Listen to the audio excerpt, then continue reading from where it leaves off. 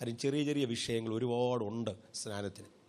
തിരുവചനത്തിൽ ഒരു വിഷയത്തെക്കുറിച്ച് എത്ര റെഫറൻസസ്, എത്ര ഇണവാക്യങ്ങളുണ്ട് എന്നത് ആ വിഷയത്തിൻ്റെ പ്രാധാന്യത്തെ കാണിക്കുന്നു. ഒന്നുകൂടെ ആവർത്തിക്കാം. ചില കാര്യങ്ങളെക്കുറിച്ച് ഒറ്റ വാക്കേ തിരുവചനത്തിലുള്ളൂ. ചില കാര്യത്തെക്കുറിച്ച് ഒറ്റ വാക്കേ ഉള്ളൂ. ചിലതിനെക്കുറിച്ച് 100 പ്രാവശ്യം പറഞ്ഞിരിക്കും. ആ 100 പ്രാവശ്യം പറഞ്ഞിരിക്കുന്നതിന് കൂടുതൽ പ്രാധാന്യമുണ്ട്. ഒറ്റ വാക്ക് മാത്രം പറഞ്ഞിരിക്കുന്നതിന് പ്രാധാന്യം കുറഞ്ഞിരിക്കും. പ്രാധാന്യം കൂടിയ കാര്യങ്ങളും പ്രാധാന്യം കുറഞ്ഞ കാര്യങ്ങളും തിരുവചനത്തിലുണ്ട്. ഏറ്റവും നിസ്സാരം പോലും പാലിക്കുകയാണ് നമുക്ക് നല്ലത്. അത് നമ്മളങ്ങനെ ചെയ്യണം. എന്നാൽ പ്രാധാന്യമുള്ളതിന് കൂടുതൽ പ്രാധാന്യം ചിന്തിക്കുമല്ലോ. സ്നാനം എന്തിനു വേണ്ടി എന്നതാണ് സ്നാനത്തെ കുറിക്കുന്ന ഏറ്റവും പ്രധാനമുള്ളത്.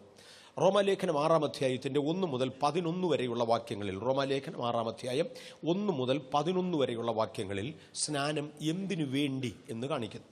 സ്നാനം എന്തിനു വേണ്ടിയാണ്? യേശുക്രിസ്തുവിനോട് ചേരാൻ വേണ്ടിയാണ്. യേശുക്രിസ്തുവിനോട് ചേരുക. വേദപുസ്തകത്തിലെ നല്ല ഉദാഹരണങ്ങളിൽ ഒന്ന്, പഴയ നിയമത്തിൽ ഇറങ്ങി വന്ന ദൈവമക്കൾ മോശയോട് ചേർന്നതും, 2, പുതിയ നിയമത്തിൽ വിവാഹബന്ധത്തിലാകുന്ന സ്ത്രീ പുരുഷന്മാർ തമ്മിൽ ഒന്നായി ചേരുന്നതും. ഇതിനെയാണ് സ്നാനത്തോട് ഉപമിച്ചിരിക്കുന്നത്. ഒരു ഭാര്യ ഭർത്താവിനോട് ഒന്നായി ചേരുന്നത് പോലെയാണ് ഒരു വ്യക്തി കർത്താവായ യേശു ക്രിസ്തുവിനോട് ഒന്നായി ചേരുന്നത്. ലോകത്തിൽ ഒരു വിവാഹത്തിന് ഒരു രജിസ്റ്ററിൽ സൈൻ ചെയ്യുകയോ ഉഭയസമ്മതം ചെയ്യുകയോ എന്നിങ്ങനെ ചില ബാഹ്യ കർമ്മങ്ങളുണ്ട്. ഒരിക്കലും പരസ്യമായി ഒരു ബാഹ്യ കർമ്മം നടക്കാതെ ഒരു വിവാഹം നടന്നതായി ആരും അംഗീകരിക്കുകയില്ല, ഒരു നിയമവും അംഗീകരിക്കുകയില്ല. ഒരു ബാഹ്യകർമ്മം നടന്നിരിക്കണം.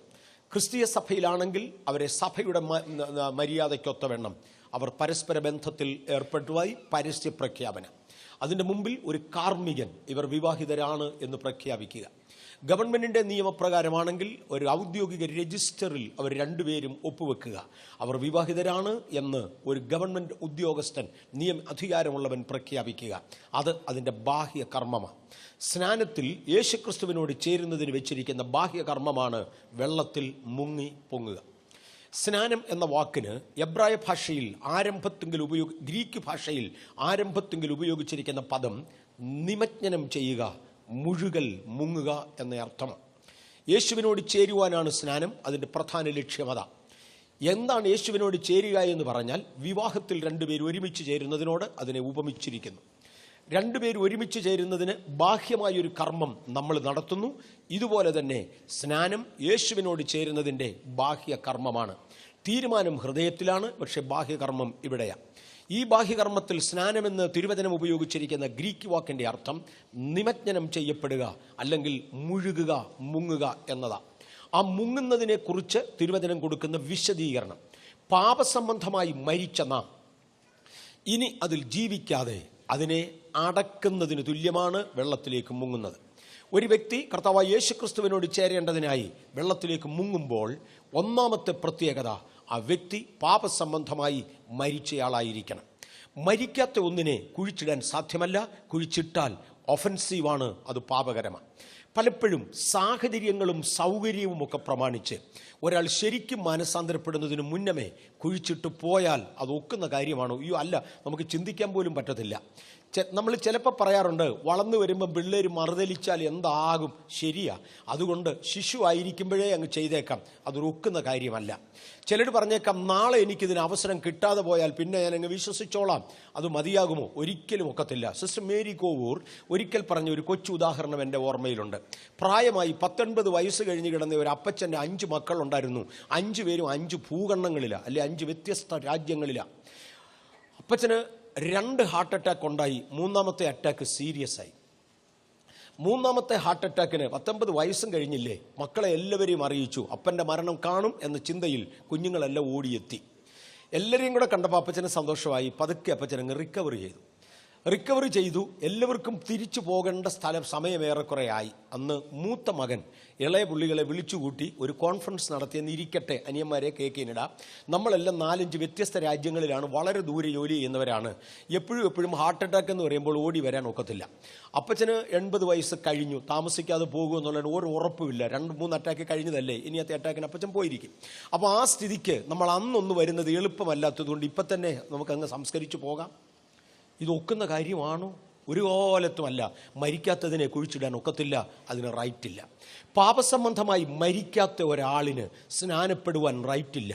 പാപസംബന്ധമായി മരിക്കുക എന്നാൽ എന്തുവാ? നമ്മൾ കഴിഞ്ഞ ഒരാഴ്ചയിൽ ചിന്തിച്ചു. ജഡത്തെ അതിൻ്റെ രാഗമോഹങ്ങളോടുകൂടെ കുരിശിക്കുവാൻ ഒരു വ്യക്തി തയ്യാറാകുന്നതിനെ പാപസംബന്ധമായ മരണം എന്നൊരർത്ഥത്തിൽ വിളിക്കാം. ഈ ജഡത്തിന്, എൻ്റെ പുറത്ത് കാണുന്ന ഈ പാപ സ്വഭാവത്തിന് ഒരുപാട് രാഗങ്ങളും അതിൻ്റെ മോഹങ്ങളുമുണ്ട്. ആ രാഗങ്ങളും മോഹങ്ങളും ഉൾപ്പെടെ അതിനെ കുരിശിക്കുന്നതിനെയാണ് യഥാർത്ഥത്തിൽ ഒരു വ്യക്തിയുടെ മാനസാന്തരത്തിൻ്റെ ഗൗരവമെന്ന് പറയുന്നത്. അത് ലഭിച്ച ഒരുവനെ കുഴിച്ചിട്ടേ മതിയാകൂ. ആ ജഡത്തെ കുഴിച്ചിടുകയാണ്. ഒരു റോമാലേഖനം 6-ാം അധ്യായ പ്രകാരം ഒരു വ്യക്തി വെള്ളത്തിൻ്റെ അടിയിലേക്ക് നിമജ്ജനം ചെയ്യുമ്പോൾ, താഴുമ്പോൾ, സ്വർഗത്തിൽ നിന്നൊരു സാക്ഷ്യം ഉയരുകയാണ്. ഒരു വ്യക്തിയും കൂടെ എൻ്റെ പുത്രനോടുകൂടെ ഇതാ കുഴിച്ചിടപ്പെടുന്നു. ഇന്ന് വരെ സ്നാനപ്പെട്ടവർക്കായി ഞാൻ ദൈവത്തെ സ്തുതിക്കുന്നു. ഈ സ്റ്റേജിൽ നിൽക്കുന്ന എനിക്ക് എൻ്റെ 12-ാമത്തെ വയസ്സിൽ, 12 വയസ്സ് തികയുന്നതിന് മുന്നമേ 11 കഴിഞ്ഞ് 12-ാമത്തെ വയസ്സിൽ അതിനുള്ള പദവി ലഭിച്ചു. ഞാൻ ദൈവത്തെ വാഴ്ത്തുന്നു. ഇവിടെ ഇരിക്കുന്ന പലർക്കും, ചിലർക്ക് വളരെ ചെറിയ പ്രായത്തിലെ പദവി ലഭിച്ചു, ചിലർക്ക് അല്പം കൂടെ വളർന്ന ശേഷം പദവി ലഭിച്ചു. എനിക്ക് എൻ്റെ 11-ാമത്തെ വയസ്സിൽ സ്നാനത്തിനുള്ള പദവി ലഭിച്ചെങ്കിൽ എൻ്റെ അപ്പന് അത് ലഭിച്ചത് തൻ്റെ 92-ാമത്തെ വയസ്സിലാണ്. വാട്ടെവർ, ഒരിക്കലല്ലെങ്കിൽ വേറൊരിക്കൽ യേശുവിനോട് ചേരുവാൻ വെള്ളത്തിലേക്ക് മുങ്ങുന്ന വ്യക്തിയെ നോക്കി സ്വർഗത്തിലെ ദൈവം പറയുന്നത്, എൻ്റെ പുത്രനോടുകൂടെ ഒരു വ്യക്തിയും കൂടെ തേണ്ടേ അടക്കപ്പെട്ടു. വെള്ളത്തിൻ്റെ അടിയിൽ നിന്ന് സെക്കൻഡുകൾക്കകം ഞങ്ങൾ ആ വ്യക്തിയെ പൊക്കിയെടുക്കും. ആ പൊങ്ങി വരുന്ന ആളിനെ കണ്ടുകൊണ്ട് സ്വർഗം പറയുന്ന സാക്ഷ്യം, എൻ്റെ പുത്രനോടുകൂടെ ഒരു വ്യക്തിയും കൂടെ ഉയർത്തിരിക്കുന്നു. നമ്മളും പാപസംബന്ധമായി മരിച്ച് അടക്കപ്പെട്ടവരെന്നും ക്രിസ്തുവിന് ജീവിക്കുന്നവരെന്നും നമ്മെ തന്നെ എണ്ണിക്കൊണ്ട് ജീവിക്കുവാൻ ദൈവസന്നിധിയിൽ നാം എടുക്കുന്ന തീരുമാനമാണ് സ്നാനം. അതിൽ ക്രിസ്തുവിനോട് കൂടെ നാം ഉയർക്കുന്നു. ഒരു കാര്യം ഓർക്കണം, നാം പാപസംബന്ധമായി മരിച്ച് അടക്കപ്പെട്ടെങ്കിൽ തിരികെ ഉയർക്കുന്നത് ഒറ്റയ്ക്കല്ല, ക്രിസ്തുവിനോട് കൂടെയാണ്. ക്രിസ്തുവിനോട് ചേർന്ന ഒരനുഭവം ആയിക്കഴിഞ്ഞു. ക്രിസ്തുവിനോട് കൂടെ ഞാനും ഉയർത്തെഴുന്നേറ്റു. ഞാൻ പണ്ട് സമയങ്ങളിൽ ഉദ്ധരിച്ചിരുന്ന ഒരു കൊച്ചുദാഹരണമുണ്ട്. എൻ്റെ മൂത്ത ജ്യേഷ്ഠൻ്റെ മൂത്ത മകളുടെ വിവാഹ സമയത്ത് തിരുവല്ലായി വെച്ചാണ് നടന്നത്. ഞാൻ അവിടെ ഉണ്ടായിരുന്നു. എൻ്റെ മൂത്ത സഹോദരൻ മാർത്തോമാ സഭയിലെ വിശ്വാസിയാണ്. ഇന്ന് ജീവനോടില്ല, മരിക്കുന്നത് വരെയും അങ്ങനെയായിരുന്നു. തൻ്റെ കുടുംബവും അങ്ങനെയായിരുന്നു. അപ്പോൾ ആ വിവാഹം മാർത്തോമാ സഭയുടെ ശൈലിയിലും സ്റ്റാൻഡേർഡിലുമാണ് നടന്നത്. വിവാഹത്തിന് വേണ്ടി വന്ന എൻ്റെ മകളെയും എൻ്റെ ജ്യേഷ്ഠൻ്റെ മകളെയും അവർക്ക് വേണ്ടി ഒരുങ്ങിയിരുന്ന വരനെയും രണ്ടുപേരെയും ഒരുമിച്ച് അടുത്തടുത്ത കസേരകളിൽ ഇരുത്തി. അച്ഛനൊരു നീണ്ട പാട്ടുപാടി അതിൻ്റെ അന്ത്യത്തിൽ താലി കെട്ടി എല്ലാം കൂടെ ചേർന്ന് അവർ വിവാഹിതരായി എന്ന് പറഞ്ഞു. അപ്പോൾ ഈ പോകുന്ന പോക്കിൽ വേറൊരു ചെറിയ കാര്യം ഞങ്ങളുടെ വീടിൻ്റെ മാത്രം പ്രത്യേകതയാണ്. എൻ്റെ ജ്യേഷ്ഠൻ്റെ മൂത്ത മകളും ഏറ്റവും ഇളയ മകളും തമ്മിൽ ഒത്തിരി ഏജ് ഗ്യാപ്പ് ഉണ്ടായിരുന്നു. ഒത്തിരി ഏജ് ഗ്യാപ്പ്. മൂത്ത മോള് വിവാഹപ്രായമാകുമ്പോൾ അവളൊരു സ്കൂൾ ടീച്ചറും കൂടെയായിരുന്നു. ഇളയ മോള് നഴ്സറി പഠിക്കുന്ന പരുവമേ ആയുള്ളൂ. ഇവൾ അതേ സ്കൂളിലെ വിദ്യാർത്ഥിയാണ്. അപ്പം ചേടത്തിയാണ് ഇവളെ സ്കൂളിൽ കൊണ്ടുപോകുന്നത്, ചേടത്തിയാണ് ഇവളെ സ്കൂളിൽ നിന്ന് കൊണ്ടുവരുന്നത്, ചേടത്തിയാണ് ഇതിനെ കുളിപ്പിക്കുന്നത്, ചേടത്തിയാണ് ഇതിനെ ചോറ് കൂട്ടുന്നത്, ചേടത്തിൻ്റെ കൂടെ കിടന്നായി കൊച്ചുറങ്ങുന്നത്. ഇങ്ങനെ ചേടത്തിയും അനിയത്തിയും കൂടെ, മൂത്ത ചേടത്തിയും ഇളയ അനിയത്തിയും കൂടെ ഏജ് ഗ്യാപ്പ് കൂടിപ്പോയത് കൊണ്ട് വളരെ ക്ലോസ് അമ്മയും മോളും പോലെയാണ്. അപ്പം സാധാരണഗതിയിൽ മൂത്ത കുഞ്ഞിരിക്കുന്നതിൻ്റെ മടിയിലായിരിക്കും ഇളയ കുഞ്ഞിരിക്കുന്നത്. വിവാഹ ദിവസവും അതുപോലെ തന്നെ അവളുടെ കസേരയിൽ കയറിയിരുന്നു മടിയിലിരിക്കാനായി ഇളയ അനിയത്തിയെന്നു. ചതൻ എൻ്റെ മൂത്ത സഹോദരൻ ചെന്ന് കുഞ്ഞിനെ ഇനി എടുത്തുകൊണ്ട് പോരുന്നു. ഫൈൻ, അവൾക്ക് ഇഷ്ടപ്പെട്ടില്ലെങ്കിലും അപ്പൻ്റെ മടിയിലിരുന്നു. വിവാഹം കഴിഞ്ഞു. അവളുടെ വിവാഹം കഴിഞ്ഞുവെന്ന് ഡിക്ലെയർ ചെയ്തു. ആ സ്റ്റേജിൽ നിന്ന് എഴുന്നേറ്റ് വെളിയിലോട്ട് ഇറങ്ങാൻ നേരം ഓടിച്ചെന്ന ഇളയ കൊച്ച് ചേട്ടത്തിൻ്റെ കയ്യെ പിടിച്ച് പറഞ്ഞു, വാ ചേച്ചി വീട്ടിൽ പോകാമെന്ന് പറഞ്ഞു. ഞാൻ ഓർക്കുന്നുണ്ട്, പക്ഷെ ചേച്ചി വരികയില്ല. ഇളയ കുഞ്ഞിന് ഇതിൻ്റെ വിവരത്തെക്കുറിച്ച് ഒന്നും അറിയത്തില്ലെങ്കിലും മൂത്തയാളിന് വിവരമുണ്ട്. അതുകൊണ്ടല്ലേ അതിനെ വിവാഹം കഴിപ്പിച്ചത്. അവക്കറിയാം ഇനി എങ്ങോട്ടാ പോകേണ്ടതെന്ന്. ഇന്ന് യേശുവിനോട് ചേർന്നവർക്കായി ഞാൻ ദൈവത്തെ സ്തുതിക്കുന്നു. മറക്കരുത്, വിളിച്ചതിൻ്റെ പുറകെ പോകരുത്. പണ്ടത്തെ സ്നേഹിതർ, പണ്ടത്തെ കൂട്ടുകെട്ടുകൾ, പണ്ടത്തെ പഴക്കങ്ങൾ, പണ്ടത്തെ സാഹചര്യങ്ങൾ കഴിഞ്ഞു. ഞാൻ യേശു എന്ന മറ്റൊരുവനുമായി ബന്ധപ്പെട്ടു. ഞാൻ യേശുവിൻ്റെ വകയാണ്. പാപസംബന്ധമായി മരിച്ചവരെന്നും ക്രിസ്തുവിന് ജീവിക്കുന്നവരെന്നും നിങ്ങളെ തന്നെ എണ്ണുക. സ്തോത്രം. വെള്ളത്തിൽ നിന്ന് കരയിലേക്ക് കയറുന്ന വ്യക്തിയെ നോക്കി സ്വർഗം റോമാലേഖനം 6-ാം അധ്യായത്തിൽ പറയുന്നത്, ജീവന്റെ പുതുക്കത്തിൽ നടക്കേണ്ടതിന് ഒരു വ്യക്തിയും കൂടെ വെള്ളത്തിൽ നിന്ന് കയറി വരുന്നു. ഇന്ന് ഞാൻ ചിലരെ അടിയിലോട്ട് മുക്കും. ഞാനല്ലായിരിക്കും ഇന്ന് സ്നാനം കൊടുക്കുന്നത്, എനിക്കൊന്ന് സുനിലായിരിക്കും. സ്നാനപ്പെട്ട ശേഷം വെള്ളത്തിൽ നിന്ന് മുകളിലേക്ക് കയറി വരുന്ന വ്യക്തി കയറി വരുന്നത് കണ്ടാൽ, നനഞ്ഞ തുണിയുമായി കയറുന്നത് കണ്ടാൽ ഏതാണ്ട് ഒരു ബുദ്ധിമുട്ടായി കാണുന്നവർക്ക് തോന്നുന്നത്. പക്ഷെ സ്വർഗത്തിലെ ദൈവത്തിന് പറയാനുള്ളത്, എൻ്റെ പുത്രൻ്റെ കൂടെ പഴയ പഴമയിലല്ല, ജീവന്റെ പുതുക്കത്തിൽ നടക്കേണ്ടതിന്, ജീവന്റെ പുതുക്കത്തിൽ നടക്കേണ്ടതിന് ഇതാ ഒരു വ്യക്തിയും കൂടെ കയറി വരുന്നു. ഇതുവരെ സ്നാനപ്പെട്ടവരെ ഞാൻ ഒന്നുകൂടെ ഓർപ്പിക്കട്ടെ, നിങ്ങൾക്ക് പുതുമ തരാൻ ദൈവം തയ്യാറാ. നമ്മൾ എന്തിന് പഴയതിൽ പോകണം? പഴയതിലേക്ക് മാടി വിളിക്കുന്ന ലോക ശക്തികളോട് പറ, ഗെറ്റ് ലോസ്റ്റ്. ഞാനൊരു പുതുമയിൽ നടക്കേണ്ടതിന് എൻ്റെ ദൈവത്തോടുകൂടെ ആയിരിക്കുക, ഞാൻ പുതുമയിൽ നടക്കും. ഇന്ന് സ്നാനപ്പെടാൻ പോകുന്ന ദൈവപൈതങ്ങളെ, ഇന്ന് നിങ്ങൾ നടക്കാൻ പോകുന്നത് ജീവന്റെ പുതുമയിലാണ് എന്ന് ഞാൻ ഓർപ്പിക്കട്ടെ, ജീവന്റെ പുതുക്കത്തിൽ നടക്കേണ്ടതിന്. ഞാൻ സമയം ഇവിടെ ചുരുക്കാൻ ആഗ്രഹിക്കുകയാണ്. അതിനുള്ള കൃപ ദൈവം നമുക്ക് തരട്ടെ. നാം യേശുവിനോട് ചേരുവാൻ സ്നാനമേൽക്കുന്നു. സ്നാനം എന്ന വാക്കിന്റെ അർത്ഥം നിമജ്ജനമെന്നാണ്. അങ്ങനെ വെള്ളത്തിനടിയിൽ മുങ്ങി പൊങ്ങുകയാണ് നാം ചെയ്യുന്നത്. സ്നാനത്തിനൊരു സബ്സ്റ്റിറ്റ്യൂട്ട് ഉണ്ടോ? നിർഭാഗ്യവശാൽ വേദപുസ്തകത്തിൽ അതിനൊരു സബ്സ്റ്റിറ്റ്യൂട്ട് ഇല്ല. സബ്സ്റ്റിറ്റ്യൂട്ട് ചെയ്യാവുന്ന ഒന്നല്ല സ്നാനം. വിവാഹത്തിനൊരു സബ്സ്റ്റിറ്റ്യൂട്ട് ഉണ്ടോ? നിർഭാഗ്യവശാൽ ഇല്ല, അതിന് സബ്സ്റ്റിറ്റ്യൂട്ട് ഇല്ല. അത് തന്നെ നടന്നേ മതിയാകൂ. സ്നാനത്തിന് പകരം വേറെന്തെങ്കിലും ചെയ്യാൻ കഴിയുമോ? ഒരിക്കലും ഒക്കത്തില്ല. ചിലർ പറയാറുണ്ട്, അന്നത്തെ സ്നാനത്തിന് പകരം ഇന്നിങ്ങനെയാണ്, മറ്റേ സ്നാനത്തിന് പകരം ഇതാണ്. ഞാൻ എന്തെല്ലാം കഥകൾ കേട്ടിട്ടുണ്ടെന്ന് അറിയാമോ? വെള്ളത്തിൽ സ്നാനം കഴിപ്പിക്കാൻ ഇല്ലാതെ വന്ന മരുഭൂമിയിൽ മണലിനകത്ത് ആരണ്ടയുടെ തലയിൽ മണ്ണ് വാരി ഇട്ടേച്ച് സ്നാനമാണെന്ന് പറഞ്ഞു. അങ്ങനെ വല്ല ഭ്രാന്തനും വല്ലതൊക്കെ കാണിച്ചേന് ആരെങ്കിലും ഉത്തരവാദിയാണോ?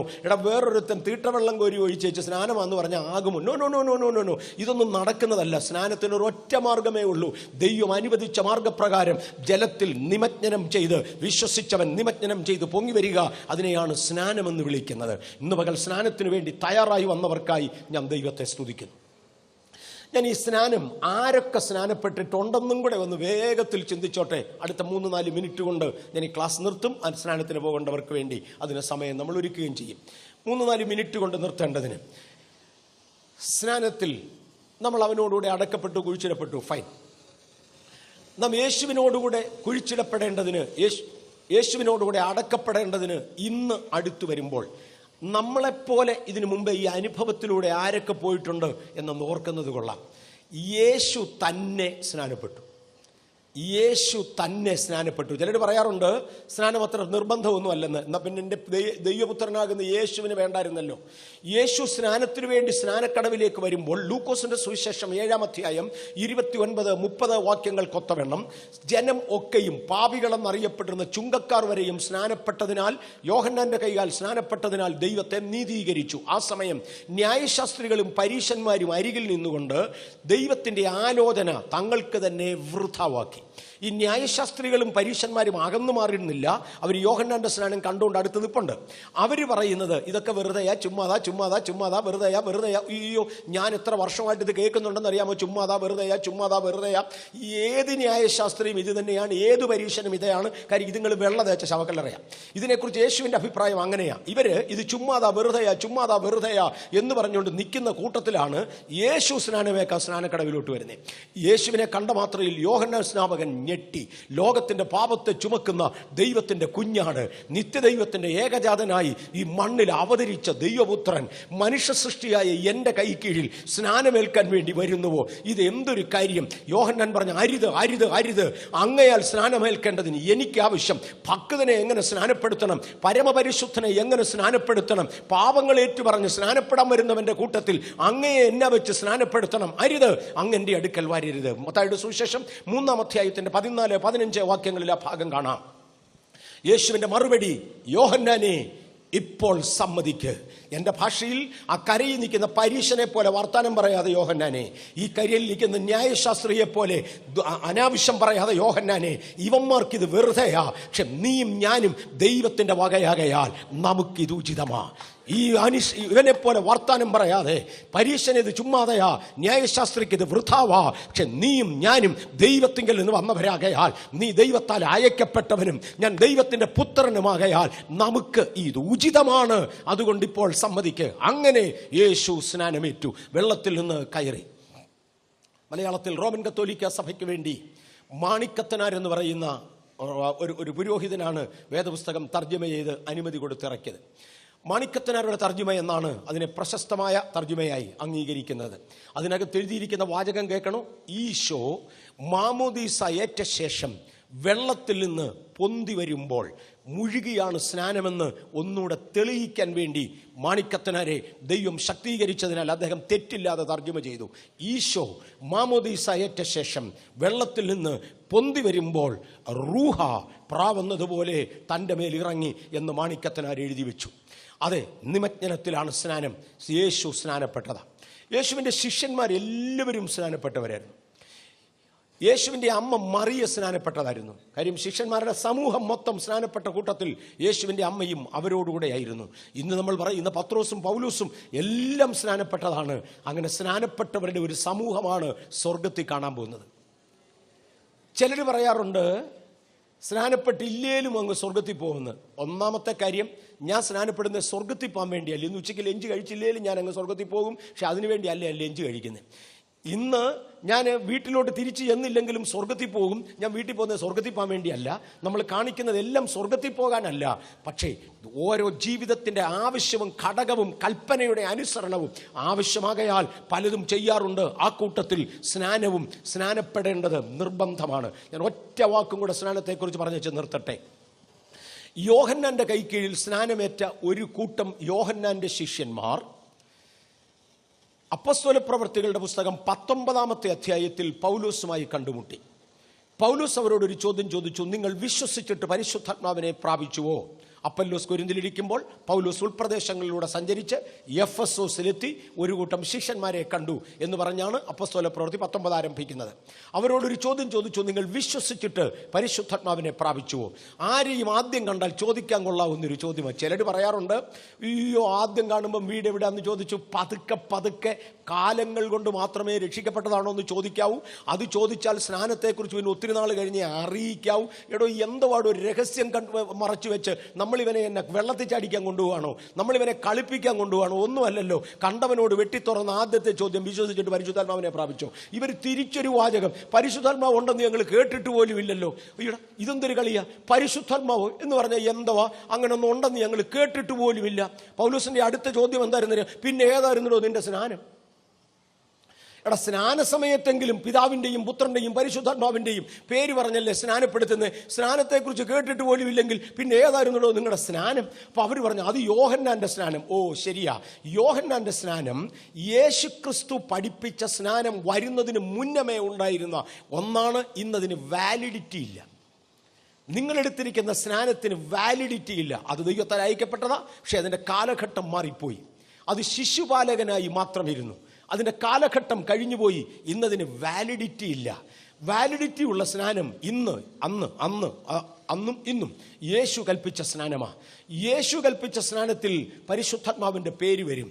ഇത് കേട്ടിട്ട് അവർ പിന്നെയും സ്നാനം കൊടുക്കപ്പെടുത്തുവാൻ പൗലോസ് കൽപ്പിച്ചു. പൗലോസ് അവരെ രണ്ടാമത് സ്നാനപ്പെടുത്തി. ഒരു പ്രാവശ്യം ശരി പോലും തെറ്റുപോലും ഞാൻ പണ്ടൊന്ന് സ്നാനപ്പെട്ടതാ, ഇനിയിപ്പോൾ എന്നാ കാണിക്കാൻ? ഒരു കുറ്റവും ഇല്ല, ആരോടും പറയണ്ട, അത് കഴിഞ്ഞു. കാര്യം അത് വാലിഡ് അല്ല. അത് സ്നാനത്തിന് പകരമായി നടന്ന ഒന്നാണ്. അപ്പോസ്തല പ്രവൃത്തികളുടെ പുസ്തകം 19-ാം അധ്യായത്തിൽ നിന്ന് വീണ്ടും ഞാൻ ആവർത്തിക്കാം. അപ്പല്ലോസ് കൊരിന്തിലിരിക്കുമ്പോൾ പൗലോസ് ഉൾപ്രദേശങ്ങളിലൂടെ സഞ്ചരിച്ച് ഒരു എഫെസോസിലെത്തി ഒരു കൂട്ടം ശിഷ്യന്മാരെ കണ്ടു. അവരോടൊരു ചോദ്യം ചോദിച്ചു, നിങ്ങൾ വിശ്വസിച്ചിട്ട് പരിശുദ്ധാത്മാവിനെ പ്രാപിച്ചുവോ? ആ ശിഷ്യന്മാർ പറഞ്ഞു, പരിശുദ്ധാത്മാവ് ഉണ്ടെന്ന് പോലും ഞങ്ങൾ കേട്ടിട്ടില്ല. പൗലോസ് നേരെ തിരിച്ചു ചോദിച്ചു, പിന്നെ നിങ്ങളുടെ സ്നാനം ഏതായിരുന്നു? കാര്യം സ്നാന സമയത്ത് കേൾക്കണം. അവർ പറഞ്ഞു, ഞങ്ങൾക്ക് യോഹന്നാന്റെ സ്നാനമാണ് ലഭിച്ചത്. അദ്ദേഹം പറഞ്ഞു, യോഹന്നാന്റെ സ്നാനം യേശു ക്രിസ്തുവിന്റെ സ്നാനം തുടങ്ങുന്നതിന് മുന്നമേ, അഥവാ സഭാ കാലയളവിന്റെ പുറകിലായിരുന്നു. പരിശുദ്ധാത്മാവ് പെന്തക്കോസ്ത് നാളിൽ അപ്പോസ്തലന്മാരുടെ മേൽ ഇറങ്ങി വരികയും തിരുസഭ രൂപീകരിക്കുകയും ചെയ്യപ്പെടുന്നതിന് മുന്നമേ നടന്നിരുന്ന പഴയകാല ചരിത്രമാണത്. ആ സ്നാനം ഇന്ന് വാലിഡ് അല്ല, അതിന് ഇന്നൊരു ഇഫക്റ്റ് ഇല്ല. നിങ്ങൾ യേശുവിൻ്റെ സ്നാനത്തിൽ വന്നേ മതിയാകൂ. അത് കേട്ടാറേ അവർ യേശു ക്രിസ്തുവിൻ്റെ നാമത്തിൽ, അല്ലവാ യേശു കൽപ്പിച്ച അധികാരത്തിൽ അവർ സ്നാനപ്പെട്ട. യേശുവിൻ്റെ നാമം എന്ന് പറയുമ്പോൾ വീണ്ടും ഞാൻ ആ പദം ഓർപ്പിക്കട്ടെ. ഗ്രീക്ക് ഭാഷയിൽ ഉപയോഗിച്ചിരിക്കുന്നത് യേശു കൊടുത്ത അധികാരത്തിൽ സ്നാനപ്പെട്ടു എന്നാണ്. യോഹന്നാന്റെ സ്നാനം കഴിഞ്ഞ ശേഷം അത് തെറ്റെന്ന് കണ്ടതിനാൽ യേശുവിൻ്റെ നാമത്തിൽ, അഥവാ യേശു കൽപ്പിച്ച അധികാരപ്രകാരമുള്ള സ്നാനം അവർ സ്വീകരിച്ചു. അത് പിതാവിൻ്റെയും പുത്രൻ്റെയും പരിശുദ്ധാത്മാവിൻ്റെയും നാമത്തിലാണ്. സ്നാനപ്പെട്ടേച്ച് കയറി പൗലോസ് അവരുടെ മേൽ കൈവച്ചപ്പോൾ ആത്മാവ് അവരുടെ മേൽ വന്നു. സ്നാനം പരിശുദ്ധാത്മാഭിഷേകമല്ല, ഇത് രണ്ടും രണ്ടാ. സ്നാനത്തിന് മുന്നമേ ആത്മാഭിഷേകം ലഭിച്ചവരുണ്ട് കൊർന്നല്യോസിന്റെ ഭവനത്തിൽ. സ്നാനം കഴിഞ്ഞ ശേഷം ആത്മാഭിഷേകം ലഭിച്ചവരുണ്ട് അപ്പോസ്തല പ്രവൃത്തി 19. ഈ രണ്ടനുഭവമുള്ളവരും ഇതിനകത്തുള്ളതിനായി ഞാൻ ദൈവത്തെ സ്തുതിക്കുന്നു. ഇന്ന് വരെ സ്നാനപ്പെട്ടവർക്കായി കർത്താവിനെ വാഴ്ത്തുന്നു. നാം അങ്ങനെ ജീവിക്കുന്നുവോ എന്ന് നമ്മുടെ ജീവിതം ശോധന ചെയ്യുവാൻ ഞാൻ അപേക്ഷിക്കുന്നു. ഇന്ന് പകൽ സ്നാനപ്പെടുവാൻ തയ്യാറായി വന്നവർക്ക് വേണ്ടി പ്രാർത്ഥിക്കാൻ ഞാൻ ആഗ്രഹിക്കുന്നുണ്ട്. അതിനു മുന്നമേ ഇതുവരെയും സ്നാനപ്പെട്ടിട്ടില്ലാത്തവർ, ഞാൻ പറഞ്ഞു, പിതാവിൻ്റെയും പുത്രൻ്റെയും പരിശുദ്ധാത്മാവിൻ്റെയും നാമത്തിൽ തങ്ങളുടെ വിശ്വാസം ഏറ്റുപറഞ്ഞ ശേഷം ജലത്തിൽ മുഴുകൽ സ്നാനം ലഭിച്ചിട്ടില്ലാത്തവർ വിശദീകരണത്തിലേക്ക് വരികയാണ്. ആരെങ്കിലും ഇന്ന് എന്നെ ശ്രദ്ധിച്ചവരുണ്ടെങ്കിൽ, എനിക്കറിഞ്ഞുകൂടാ, ഉണ്ടെങ്കിൽ അടുത്തൊരവസരം സ്നാനത്തിന് ലഭിക്കുമ്പോൾ, ഇന്ന് തയ്യാറായി വന്നിട്ടില്ല, അടുത്തൊരവസരം സ്നാനത്തിന് ലഭിക്കുമ്പോൾ ഞാനും സ്നാനപ്പെട്ടൊരു ദൈവപൈതലായി ജീവിക്കാൻ താല്പര്യപ്പെടുന്നു എന്നൊരു തീരുമാനമെടുക്കുവാൻ ആരെങ്കിലും ഇതിൻ്റെ നടുവിൽ അഥവാ ഉണ്ടെങ്കിൽ എനിക്കവരെ കണ്ടു പ്രാർത്ഥിക്കണമെന്നുണ്ട്. അങ്ങനെയുള്ളവർ ഒരു കരം വ്യക്തമായി ദയവായി ഉയർത്തുമോ? ഞാൻ ഇതുവരെയും സ്നാനപ്പെട്ടതല്ല, അടുത്തൊരവസരം എനിക്ക് ലഭിച്ചാൽ ആ പൈതലിനായി ഞാൻ ദൈവത്തെ സ്തുതിക്കുന്നു. ഇനിയും ആ പുറകിലത്തെ കൈക്കായി ദൈവത്തെ സ്തുതിക്കുന്നു. സഹോദരിമാരുടെ ലാസ്റ്റ് സെക്ഷനിൽ ഇനി ആരെങ്കിലും ഉണ്ടോ? 2 കൈകൾ ഞാൻ ആ സെക്ഷനുകളിൽ, 3-ാമത്തെ കരം സ്തോത്രം, ആ കരത്തിനായി 4-ാമത്തെ കരം, 5-ാമത്തെ കരം സ്തോത്രം. കരങ്ങൾ ദയവായി താഴ്ത്തിയിടാം. ഈ സഹോദരിമാരുടെ ഈ സെക്ഷനിൽ നിന്ന് ആരെങ്കിലും ഉണ്ടോ ഇതുവരെയും സ്നാനപ്പെടാഞ്ഞവർ? അടുത്തൊരവസരം എനിക്ക് ലഭിച്ചാൽ ഞാൻ സ്നാനത്തിന് തയ്യാറെന്ന് പറയുവാൻ ആരെങ്കിലും ഉണ്ടോ? സഹോദരന്മാരുടെ ആ സെക്ഷനിൽ ആ കരത്തിനായി സ്തോത്രം. സഹോദര ദയവായി കരം താഴ്ത്തിയിട്ടാലും. ഇനി ആരെങ്കിലും ഉണ്ടോ? രണ്ട് കരങ്ങൾക്കായി സ്തോത്രം. ഇനിയും ആരെങ്കിലും ഉണ്ടോ? ആ സൈഡിൽ അങ്ങേയറ്റത്ത് ആരെങ്കിലും ഉണ്ടോ? ആ കരത്തിനായി സ്തോത്രം. ദൈവത്തിന് മഹത്വം. ഇനിയും ആ കരത്തിനായി സ്തോത്രം. ഓ പ്രൈസ് ദി ലോർഡ്. ഈ കരത്തിനായി സ്തോത്രം. കരം ദയവായി താഴ്ത്തിയിട്ടാലും എനിക്കൊന്ന് ഏതെങ്കിലും ഒരു ദിവസം ഞാൻ സ്നാനത്തെക്കുറിച്ച് ഒത്തിരിയും കൂടെ വിശദമായി ഒരു ക്ലാസ് എടുക്കാം. അന്ന് ആവശ്യമുള്ളവർ സഭായോഗത്തിനല്ല, അല്ലാതൊരു ദിവസം വേർതിരിച്ച് ഒരു ക്ലാസ് എടുക്കാം. ഒത്തിരി ഡീറ്റെയിൽ, നമ്മൾ ഏതാണ്ട് 47 വ്യത്യസ്ത പോയിന്റുകൾ ഞാൻ സ്നാനത്തെക്കുറിച്ച് എടുക്കാറുള്ളതിൽ 2 പോയിന്റ്സ് ഞാൻ തൊട്ടുള്ളൂ. വളരെ കാര്യങ്ങൾ തിരുവചനത്തിൽ സ്നാനത്തെക്കുറിച്ച് പറയുന്നുണ്ട്. ഈ കരം ഉയർത്തിയവർ ദയവായി ഒന്ന് എഴുന്നേറ്റാട്ടെ. അടുത്തൊരവസരം കർത്താവ് എനിക്ക് സ്നാനത്തിന് വേണ്ടി തരുന്നെങ്കിൽ, ഞാൻ അങ്ങനെ പറയാൻ കാര്യമുണ്ട്.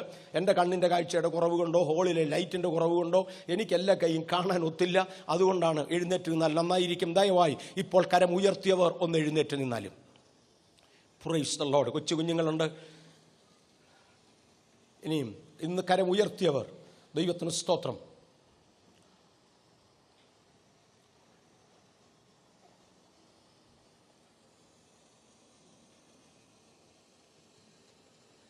ഏതാണ്ട് 10-15 പേരെ ഞാൻ കാണുന്നുണ്ട്.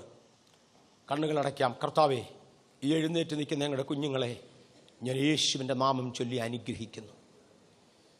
നസ്രയനാകുന്ന യേശുവിൻ്റെ നാമത്തിൽ ഞാൻ ഇവരെ അനുഗ്രഹിക്കുന്നു. കർത്താവേ, വേഗത്തിൽ ദൈവം അവർക്കൊരവസരം കൊടുക്കുകയും ശത്രു അവരുടെ അവസരത്തെ തടസ്സമാക്കാതെ യേശുവിനോട് ചേരുവാൻ അവർക്ക് കൃപ പകരുകയും ചെയ്യുവാൻ അടിയൻ അങ്ങയോട് അപേക്ഷിക്കുന്നു. അങ്ങയുടെ നാമം ചൊല്ലി ഞാൻ ഇവരെ വീണ്ടും അനുഗ്രഹിക്കുന്നു. ഇവരെ അനുഗ്രഹിക്കപ്പെട്ടവർ അത് യേശുവിൻ്റെ നാമത്തിൽ തന്നെ ദയവായി ഇരുന്നാലും. അടുത്തത്, ഇന്ന് സ്നാനത്തിന് തയ്യാറായി വന്നവർ ദയവായി ഒന്ന് എഴുന്നേറ്റാലും. ഇന്ന് സ്നാനപ്പെടുവാൻ വേണ്ടി തയ്യാറായി വന്നവർ ദയവായി ഒന്ന് എഴുന്നേറ്റാലും. ഇന്ന് സ്നാനപ്പെടുവാൻ തയ്യാറായി വന്നവർ എത്ര പേരുണ്ട്? ദയവായി ഒന്ന് എഴുന്നേറ്റാലും. ഒന്ന്, വേറെ ഒരാളെ ഉള്ളൂ ഇന്ന്? ഞാൻ ഒരാളിനെ കാണുന്നുള്ളൂ. വേറെ എവിടെയെങ്കിലും ഉണ്ടെന്ന് കാണിച്ചു തരണേ എനിക്ക്. ആ ഭാഗത്തുനിന്ന് ആരുമില്ല. ഒറ്റയാളെ ഇന്ന് സ്നാനത്തിന് വേണ്ടി വന്നിട്ടുള്ളൂ. That's fine. ഞാൻ ഈ പൊതുസ്ഥലത്തൊരു കാര്യം അനൗൺസ് ചെയ്യുക. അവിടെ സ്നാനം ഇടയ്ക്കിടയ്ക്ക് നടക്കുന്നത് കൊണ്ട് ഞായറാഴ്ച ദിവസത്തെ സ്നാനത്തിന് 4-5 പേര് കുറഞ്ഞാൽ നത്തിങ് റോങ്. ആ പൈതലിൻ്റെ തലയിൽ ആരെങ്കിലും ഒന്ന് കൈവെക്കാൻ വേണ്ടി ദയവായിട്ട് എഴുന്നേറ്റിയല്ലോ. വേറെ ആരെങ്കിലും എഴുന്നേറ്റിട്ടുണ്ടോ? ഞാൻ ഒരാളിനെ കണ്ടുള്ളൂ. സഹോദരിമാരാരെങ്കിലും ഒരാൾ പ്ലീസ് ഗോ ഫാസ്റ്റ്. നമുക്ക് ആ പൈതലിന് വേണ്ടി പ്രാർത്ഥിക്കാം. ഞങ്ങളുടെ കർത്താവും ദൈവവുമേ, ഇന്ന് പകൽക്കാലത്തെ സ്നാനത്തിന് വേണ്ടി കർത്താവ് ഒരാളിനെ തയ്യാറാക്കി കൊണ്ടുവന്ന കൃപയ്ക്കായി സ്തോത്രം. യേശുവിൻ്റെ നാമത്തിൽ ഞങ്ങൾ ഈ പൈതലിനെ അനുഗ്രഹിക്കുന്നു. ദൈവകൃപ അവളുടെ മേൽ വസിക്കട്ടെ. ദൈവ സാന്നിധ്യം അവളോടുകൂടെ ഇരിക്കട്ടെ. നിത്യദൈവത്തിൻ്റെ ബലമുള്ള കൈകളിലേക്ക് ഞാൻ അവളെ ഏൽപ്പിച്ച് അനുഗ്രഹിക്കുന്നു. ദൈവ അനുഗ്രഹം അവളുടെ മേൽ വസിക്കട്ടെ. തവി മഹത്വം അങ്ങേക്കാകട്ടെ, യേശുവിൻ്റെ നാമത്തിൽ തന്നെ ആമേൻ. ഈ സമയത്ത് ആ കുട്ടി സ്നാനത്തിൽ അസോസിയേറ്റ് ചെയ്യേണ്ടവരും അത്യാവശ്യമായി അക്കൂട്ടത്തിൽ പങ്കെടുക്കേണ്ടവരും സ്നാനം കൊടുക്കുന്നയാൾ മാത്രം സ്നാനത്തിന് വേണ്ടി പോകട്ടെ. നമ്മളിവിടെ തുടരാൻ പോകുകയാണ്. സഭായോഗത്തിൻ്റെ പ്രധാന ഭാഗങ്ങൾ ഒറ്റയാളെ സ്നാനത്തിനുള്ളെങ്കിൽ വളരെ വേഗത്തിൽ അവരിഞ്ഞ് വരും. 10-15 മിനിറ്റിനകം സ്നാനപ്പെട്ട് ഡ്രസ്സ് മാറി അവർ വരും. അവർ സ്നാനത്തിന് വേണ്ടി പോകട്ടെ. നമുക്ക് ഇവിടെ തുടരുവാൻ കഴിയും. ഈ സമയത്ത് ഇന്ന് കർത്തൃദാസന്മാരായി ഈ ചർച്ചിലുള്ളവരല്ലാതെ വെളിയിൽ നിന്ന് ആരെങ്കിലും ഇവിടെ വന്നിട്ടുണ്ടെങ്കിൽ ദയവായി ഒന്ന് എഴുന്നേൽക്കുവാൻ ഞാൻ കർത്താവിൽ അപേക്ഷിക്കുന്നു. കർത്തൃദാസന്മാരായി ഈ ചർച്ചിൽ ആരെങ്കിലും ഇന്ന് വന്നിട്ടുണ്ടെങ്കിൽ അവർ ദയവായിട്ടൊന്ന് എഴുന്നേൽക്കുവാൻ ഞാൻ അപേക്ഷിക്കുന്നു.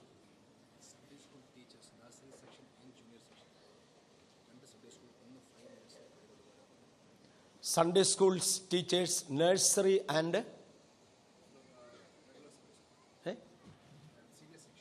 Senior section. Okay, senior section നഴ്സറിയിലുള്ള സൺഡേ സ്കൂൾ ടീച്ചേഴ്സ് ദയവായി 5 മിനിറ്റ് സമയത്തേക്ക് വെളിയിലോട്ട് ചെല്ലണമേ എന്നാവശ്യപ്പെട്ടിട്ടുണ്ട്. സൺഡേ സ്കൂൾ ടീച്ചേഴ്സ് ദയവായി ഈ സമയത്ത് 5 മിനിറ്റത്തേക്ക് വെളിയിലോട്ട് പോകണം. ഇന്ന് ഇതിനകത്ത് വന്ന കർത്തൃദാസന്മാരായി ആരെങ്കിലും വന്നിട്ടുണ്ടോ? പാസ്റ്റേഴ്സ്? നോ. ഇന്നാദ്യമായി ഈ ചർച്ചിൽ ഒരു ആരാധനയ്ക്ക് വന്നിട്ടുള്ള എത്ര പേരുണ്ട്? അവരെ ഒന്ന് കണ്ട് സ്വാഗതം ചെയ്യാൻ ഞങ്ങൾ ആഗ്രഹിക്കുന്നു. ദയവായി അങ്ങനെയുള്ളവരൊന്ന് എഴുന്നേക്കുമോ? ഇന്നാദ്യമായി ഈ ആരാധനയ്ക്ക് വേണ്ടി ബഥേലിൽ മലയാളം സർവീസിൽ ആരാധനയ്ക്ക് വേണ്ടി ഇന്നാദ്യമായി വരുന്നവർ, പ്രൈസ് ദി ലോർഡ്. വേറെ ആരൊക്കെയുണ്ട്? ദയവായിട്ടൊന്ന്